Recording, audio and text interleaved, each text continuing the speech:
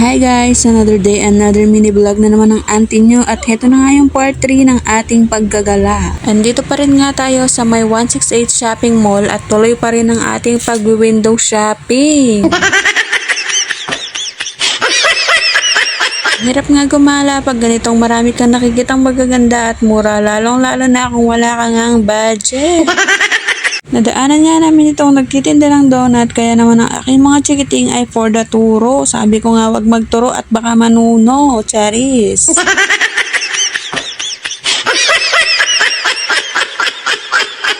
At ayan, ang mga oras nga na yan ay lumipat naman kami sa 99 shopping mall.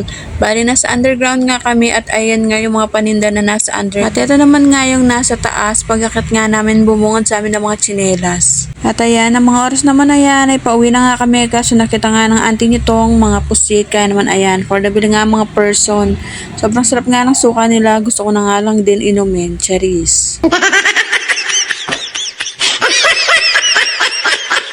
Fast forward na at nakasakay na nga tayo ng bus pa uwi at ayan, nadaanan nga namin tong mga napakagandang mga bulaklak na parang ibig ko na nga lang maging flower base.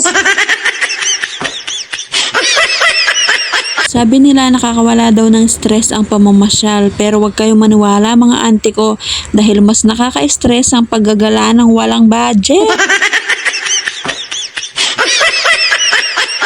Kaya naman wag mo nang subukan at wag mo na ring balakin na mamasyal ng walang budget dahil sasama lang ang loob mo, ante ko.